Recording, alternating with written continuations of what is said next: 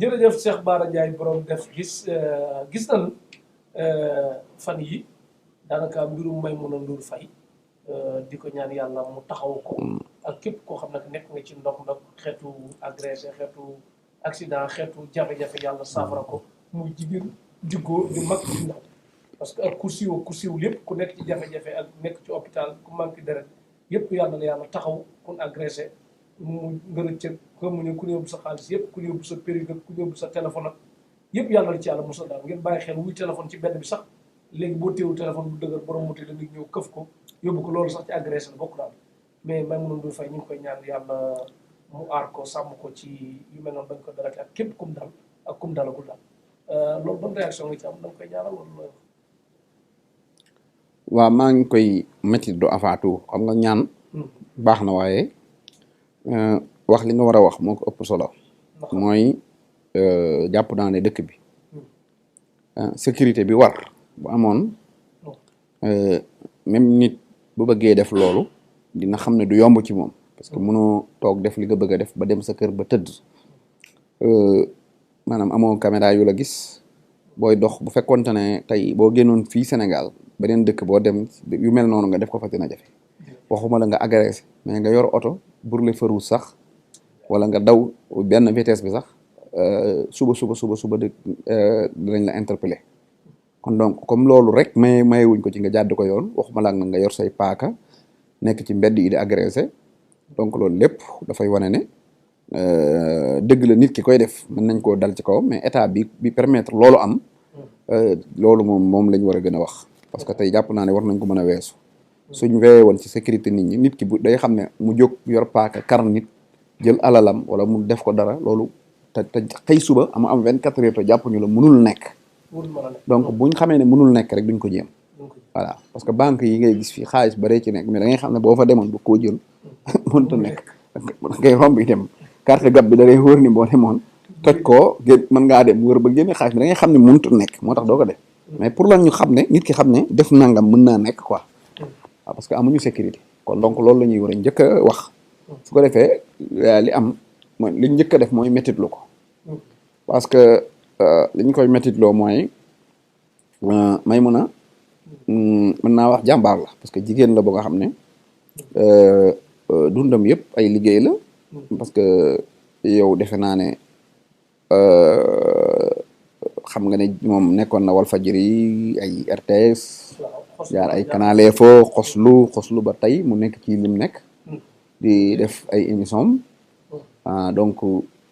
tey ji bu li dalee ci kawam boo xoolee sax actualité bi ni ko Sénégalais yi jëlee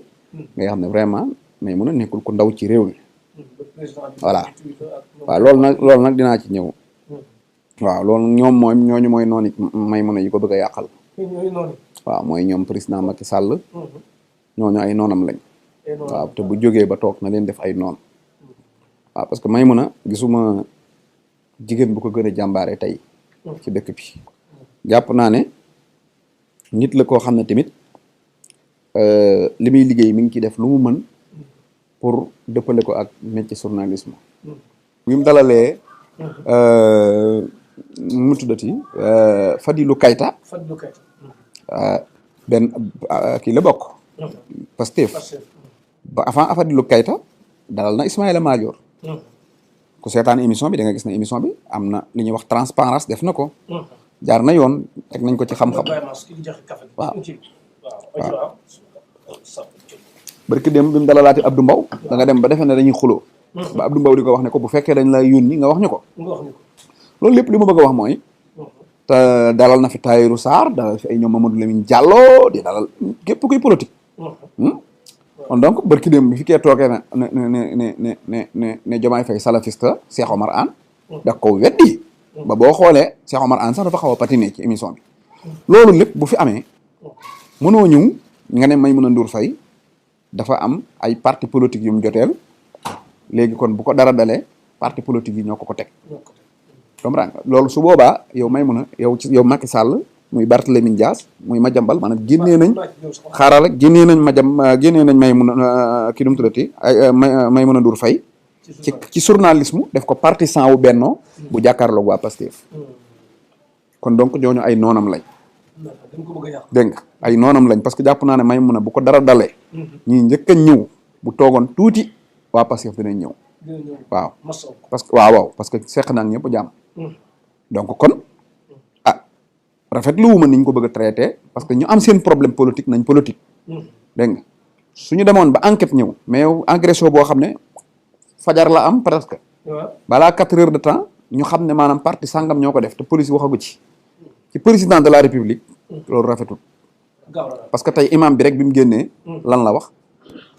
Maimouna moo siiw moo siiw mais chaque jour ay agression mi ngi am foofu mi ngi am. président de la république léegi bu waxee loolu gendarmerie ñëw enquête daal ne ab dafa ko jam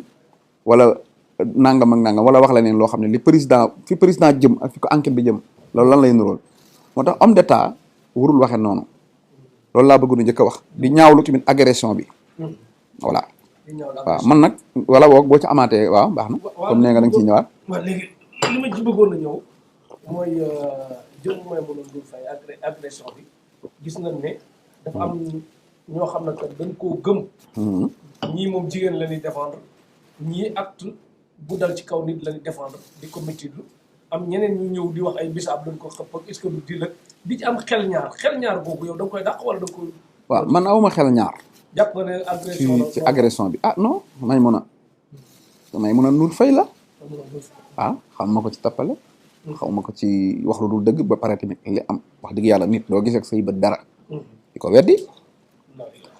gis nga ko ak comportement bi mu am ak deret ji moom vraiment nga ko gis muy sànni ñu koy vidéo wax dëgg yàlla loolu kenn mënu ci wax dara ñi koy wax ay xale lañ yoo xamul dara xam naa ne rek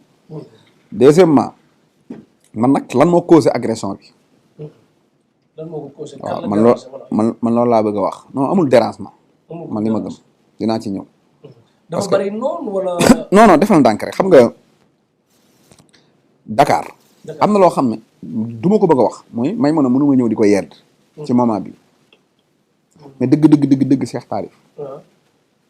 sa jabar bu doon liggéey hôpital wala muy liggéey fast food wala muy liggéey loo nga xam ne 2 heures du matin 3 heures du matin lay wàcc est-ce que am nga fitu yow bàyyi ko moom képp muy ànd di def yi yitteem pour ñëw ci kër gi moom kese ci am 3 heures du matin te nekkul loo xam ne xam nga mën nga ne sama jabar dafa demoon génte benn yoon quoi mais loo nga xam ne benn semaine mën nga ciy def ñeenti yoon ba juróomi yoon nga jóg 2 heures du matin di dox jigéen wóor na ci Ndakaaru wala wóorul waxuma la dox kay toog ci buntu kër gi rek. xam nga wóorul kon Maimouna moom dëgg nag mi ngi doon def lu nga xam ne wóorul te dëgg tamit maa ngi koy ñaan bu wéree ba yàlla mayaat ko muy liggéeyam na ko bàyyi loolu moom dafa wóorul mooy 3 heures du matin jigéen di ko dox fii ci salle bi ci suuf laa ko seetaan 1 heure et demie la Farba Ngom doo ko tàggu toog 1 heure et demie bala ngaa tàggoog Farba bay tàggoog say kii bay dénkaane li ngay dénkaane bay joxe passe wala def say affaire bay taal sa oto 2 heures du matin day jot kon donc da ngay xam ne kon lu mu boni rek 2 heures du matin la doon dox ci jigéen kese fii ci Ndakaaru ñii wër naan non politique la comme ci mën a doon boo ko waxoon jëlal sa jabar muy liggéey 2 heures du matin di ñibbi si moom képp du ko def danaan la fii wóorut léegi nag lu wóorut loolu la may mën a doon def lu wóorut dal ko ci mu def ci ay at quoi. def ko ci ay at rek dara fekk ko ci benn jour la ko ci daray fekk léegi nag lan moo tax muy démb tamit man damay wax ne Ndakaaru lu ëpp ci nit ñi bëccëg sax boo yoree sab saak boo yeexee du ñibbi mais surtout boo doon def agression yi am boo ko jëloon nga ne 100 mën nga ne 80% yi nit ki day génn ci banque bi ñu xool ko ñu kii de banque la génne kon li xel mën a nangu mooy da doon retirer xaalis ñu topp la nga dugg ci oto ñu tafu la wala nga dugg ci ruq wéet ñu jam la jël ko wala nga yor saak ñu fi bif saak bi dem ak moom wala nga jël taxi ñu complot taxi bi wala yu mel noonu léegi nag man dama gis ne Maimouna démb maanaam mën naa wax ne par exemple daa génne banque mondiale di ñibbi ñu kar ko waaw parce que Farba moom banque mondiale la ci Sénégalais yi quoi maanaam Farba moom taxawaayu banque mondiale la taxawal te kii seetaan gis Farba ak Maimouna Ndour toog danaan lu mu néew Farba dina ko jox nangam xelam rek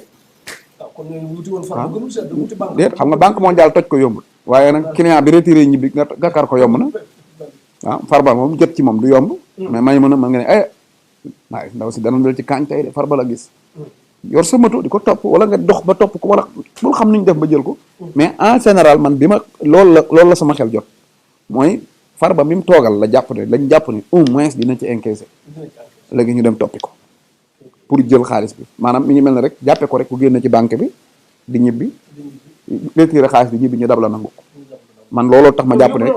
looloo tax ma jàpp ne ki ko def maanaam loolu la ci visé beneen bi ci des mooy fi ñu ko jam day nuru kuñ téye saak nga xëcc ma xëcc ma jam nga bàyyi ma dem dégg nga mun nga xool gisoo xaalis bi nga teg ko fa daw par exemple noonu naa demee noonu voilà léegi nag may mën a tamit dégg naa da doon def buy da doon def non man waxuma kenn lu baax man damay wax nii rek may mën a man lijjantiwuma kenn voilà aw ma pour wax nit lu baax aw ma pour wax nit lu bon man damay wax rek dëgg te yàlla tax quoi di dem su ma amoon lu ma war a wax si non man non peut-être que nit ñi ñoo man xaw ma man nag neexumaa jot bari ñi may invité nii xëy na yàllaa may xiir ma bëgg a wax dara woola na la maa ngi ñëw ci télé bi wax waaye man woo ma nii rek ne ma kaay waxal ma waxal la mu yombut ndax damaa bëri yitte waaw noonu la demee léegi bu ko defee dégg naa dafay gaare feneen parce que koñam dañ koy defar ak pavage muy dox di ñibbi bul xam yooyu yëpp daf ciy nekk voilà mais daal lu mën a nekk mooy ñi koy yóbbu ci aspect politique ñoom man comprendre naa leen parce que nit bu xiifee di xiif ba gis medd sax dana ko lekk parce que dina xam ne lii medd la mais dana ko lekk parce que dafa xiif mais ku mel ne Madiambal Diagne ak yeneen politiciens yi muy tudd dañu Madiambal dafa am ay problème personnel mooy nguur guy jeex nga gis ko buy dugg ci loxo yi ñu la arrangé wut lépp loo xam ne boo ko waxee jàpp nga ne dana tax nit ñi bañ leen koo jox rek di nga ko wax même bu nga xamee du dëgg mais ñi ciy wax ñëpp ñoom ñoo ciy tuuti dégg nga parce que Pastef moom jàpp naa ne bu fekkee ñoom lañ bëgg a wax ndax tamit loolu dañ koy wax xam nga seex nit mën nga am problème ak nit ci semaine bi dara dal ko dañ la koy teg mais Pastef ñoom ñooy parti boo xam ne ñoom ñooy subir ay agression dañ leen di agressé non doo agression daal da leen di dal tos seen parti dóor damm rey bari na ci ñoom la ñuy tëj ñoom la ñuy tam dem ci justice fekk fa dossier ñu ne maanaam xaw ma nan entreprise terroriste acte manœuvre force occulte lu leen lañ leen a tudde te ba fii ma taxaw di wax ak yow maanaam benn yoon boo mës a gis parti Pastef def benn agression wala def benn nit ku nga xam ne da leen di tooñ nii personne par personne amul Ahmed Suzanne Camara ay ñu nekk seen TV du ma tudd ay tur sax quoi bëgguma ko ay ñoom Maam Góor ay ñoom bëgguma tudd ay journaliste daal ci gàttal ay Maam Góor Jasaaka ay ñoom Moustapha Diakhaté ay Madiambal Diagne ay Ahmed Suzanne Camara ay ñii saaga Sonko ni ñu toll ci Sénégal kan nga ci mas a gis muy dox bañ kar ko ne ko dama doon saaga El Hadj Diouf mi ngi ci gën a xàmmee buy dox boo leen koy wax Sonko mu naan xam waay na ñaa Sonko rek ngay gis mais mosoo gis nit ñu kar ko ne ko da nga bëgg Sonko dañ lay defal dara te Sénégal tamit politique bi dafa am nu muy demee politique gu Sénégal attaqué ay kër attaqué ay maison de presse loolu yàgg naa am boo ne ma woon dañoo dem 7TV attaque ko ma ne la Pastef la wala ñan la amal problème ci politique bi nga ne ma diw ma ne la ñoom la parce que loolu day am 23 juin waa Benno Bokk Yaakaar waa APR kii ak ñi ci des ñi doon ànd ñoo demoon kër Farba Senghor taal ko ñoo dem kër Maysa Diop gii ci Tëngéej taal ko biñ ko taalee Macky Sall bi mu nekkee ci télé bi biñ ko waxee taal nañ ko dane suñuy noot ay askan nga war cee waxoo ci dañuy foog ne yaa ànd ci noot gi moo tax ñu taal sa kër loolu 23 juin la ëmmat yi amoon 2021 taal nañ kër El Hadj Diouf taal TFM taal RFM Mbacké yooyu ëmmatu politique la comprendre nga mais yi amaan nii tamit taal nañ fi kër Matar Ba loolu day am ëmmat politique moom ab ful ñooy ñëw rek def benn dégât taal Auchan wala dara mais politique sain yebal ay nit ñu kar benn waay nii di jël saagam non loolu amul ci politique Sénégal politique Sénégal individuellement nga rey nit wala nga def benn agression Barth moo ko ci mas a def waaw tiire nit nii te booba sax moom tamit loolu ëmmat la woon parce que ay ponka la ñëw jum si këram comprendre muy légitime défense di tiire moom tamit problème yooyu mais ñaar nii rek di koj nit ñi ci mbedd meeg yooyu loolu du dëgg du dëgg. waaw léegi wax li ci Barthélémy Dias wax. man mii waa Bennoo mere nañ ma trop. te maa ngi ci dëkk bi mais mosuñ ma kar di ma wax dara. am na ñu mere ñu Sonko ñoo xam ne ay noonu Sonko la ñu noonu Idriss Seck la. loolu problème politique la. mën naa nekk sax problème politique. mais gis nga nit daal mooy li ma wax président Macky Sall dafay nekk nit gis nga nit ngay nekk kilifa. kilifa du gaaw a wax. boo xoolee coow li lépp li ko orienté ci problème politique Macky Sall la. te moom moo war a mujj a def loolu. man mii xam nga nit dafa mën a am ay problème yu bari yoo xam ne ñi lay xool ak di la seetaan duñ ko xam. man sama oto tàkk na procès verbal bi ma def police biñ ma ne est-ce que da nga am ay politiciens yoo soupçonné dama leen ne déedéet waaw parce que man bëgguma wax loo xam ne leeruma man duma wax loo xam ne du dëgg mënuma ko man li ma man mooy ma ne ko man de xam naa ne dañ koo taal loolu moom leer na ma nañ oto bi dañ koo taal moom oto bi maa ngi ko jënde 30 millions lay jar ma jënd ko 29 millions mu nekk oto bu bees tàq ma koy dawal amul ak man 3 mois lenn am na ko ma ko soxore mën na maa am ñoo xam ne problème xuloo ñu nekk sama kër ma dàq leen ñu génn kër gi mën naa am koo xam ne xëy na man ngeen a jote ci leneen dégg nga ngeen tëkkoonte mu def ko ñi nga wuuteel dafa bari par exemple Maymuna man bi affaire bi amee man xalaat naa ñeneen ñu dul affaire politique waaw mais xam naa ne du loolu mais xel day xam nga da ngay xalaat man parce que man xam naa ne il y a 1 mois ci ginnaaw ba jëm 2 mois UG de justice ñëw na 7TV te tëj seeni compte waaw parce que dañoo am décision justice bu dal seen kaw bañ tëj seen compte télé tey te man ci information yi ma am suñu toogaatoon 15 jours ñu ne tëj nañ télé bi du ma bett man parce que xam naa ne